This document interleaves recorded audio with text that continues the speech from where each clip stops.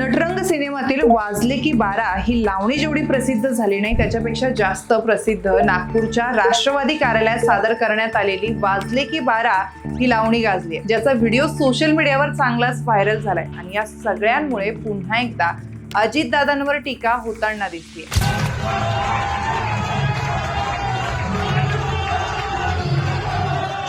नेते, कार्यकर्ते, पदाधिकारी काही ना काहीतरी कांड करतात आणि त्यांच्यामुळे अजितदादा अडचणीत येतात हे चित्र मागील काही काळापासून सातत्याने पाहायला मिळतंय। अजितदादांना त्रास द्यायला विरोधकांची गरजच नाहीये। त्यांच्याच पक्षातील काही नेते, कार्यकर्ते आणि पदाधिकारी अधूनमधून असं काहीतरी पराक्रम करतात की अजितदादा आपसुकच त्यांच्यामुळे अडचणीत येतात। म्हणूनच अजितदादांना अडचणीत आणणारे राष्ट्रवादीचे नेते कोण कोण आहेत तेच आपण या व्हिडिओच्या माध्यमातून सविस्तर जाणून घेऊया। नमस्कार, मी ऋतुजा आणि तुम्ही पाहत आहात आपलं देवगिरी। राष्ट्रवादीच्या नागपूर येथील पक्ष कार्यालयात वाजले की बारा या गाण्यावर लावणी सादर झाली आणि महाराष्ट्रभरातून अजितदादांच्या राष्ट्रवादीवर आणि त्यासोबतच अजितदादांवर सुद्धा टीकेची झोड उठली। आता या प्रकरणात पुढे काय होणार हे तर पाहावंच लागणार आहे, पण आपल्याच पक्षातील नेत्यांमुळे, पदाधिकाऱ्यांमुळे अडचणीत येण्याची अजितदादांची ही काही पहिलीच वेळ नाहीये। म्हणूनच याआधी कधी कधी अजितदादा असे त्यांच्या या पक्षातील लोकांमुळे अडचणीत आले आहे,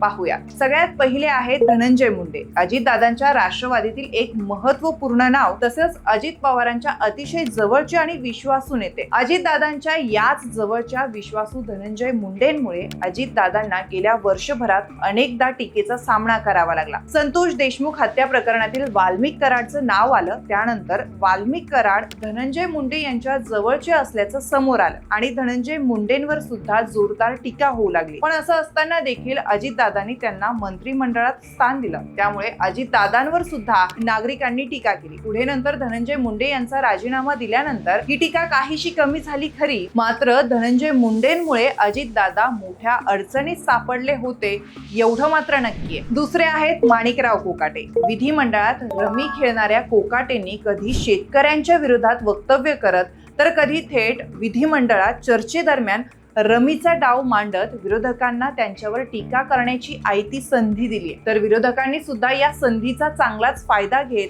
थेट माणिकराव कोकाटे यांच्या राजीनाम्याची मागणी केली, पण अजितदादांनी शेवटपर्यंत माणिकराव कोकाटे यांचा राजीनामा घेतला नाही। अखेर त्यांनी माणिकराव कोकाटे यांचं खातं बदललं, पण अजित पवारांना राजीनामा घेता आला नाही। त्यामुळे अजितदादांना विरोधकांसह शेतकरी, महाराष्ट्रातील नागरिकांच्या रोषाचा सामना करावा लागला होता। पण याचमुळे माणिकराव कोकाटेंमुळे अजित पवारांना मोठ्या टीकेचा सामना करावा लागला। पुढचे नेते आहेत सूरज चव्हाण। राष्ट्रवादी युवकचे प्रदेशाध्यक्ष म्हणून काम करणाऱ्या सूरज चव्हाण यांच्या छावा संघटनेच्या कार्यकर्त्यांना बेदम मारहाण करतानाचा व्हिडिओ व्हायरल झाला आणि पुन्हा एकदा बातम्या आल्या अजित पवारांच्या राष्ट्रवादीतील नेत्याचा नवीन पराक्रम। यावेळी नेता वेगळा होता, काम सुद्धा वेगळं होतं, पण परिणाम तोच होता, तो म्हणजे अजितदादांवर टीका। त्यानंतर हळूहळू सूरज चव्हाण यांचं प्रकरण शांत होत गेलं, तशीच अजितदादांवर टीका सुद्धा कमी झाली। पण सगळ्या प्रकरणाच्या महिनाभरातच युवक प्रदेशाध्यक्ष काढून घेतलेल्या सूरज चव्हाण यांचे राजकीय पुनर्वसन करण्यात आलं आणि मारकुट्या नेत्याला मोठी जबाबदारी दिल्याबद्दल सुद्धा अजितदादांचं नाव पुन्हा पुढे आलं आणि अजितदादा बदनाम झाले। धनंजय मुंडे, माणिकराव कोकाटे, सूरज चव्हाण यांच्या सोबतच अजितदादा यांचा अजून एक पदाधिकारी, त्यामुळे अजितदादा अडचणीत सापडले होते, ते म्हणजे राजेंद्र हगवणे। वैष्णवी हगवणेच्या आत्महत्येनंतर या प्रकरणात तिचे सासरे राजेंद्र हगवणे यांचं नाव समोर आलं आणि माध्यमांवर बातम्या आल्या, त्या म्हणजे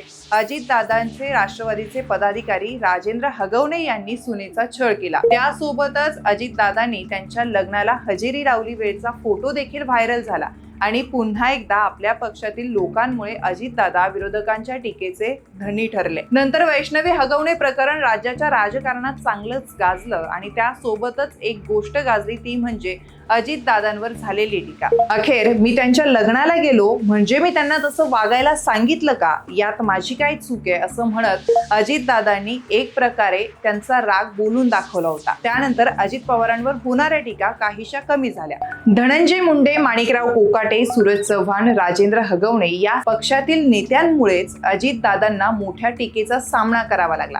अगदी कधी कधी तर अजितदादांच्या पक्षातील त्यांचेच नेते त्यांची डोकेदुखी होऊ लागलीये असं वाटतं।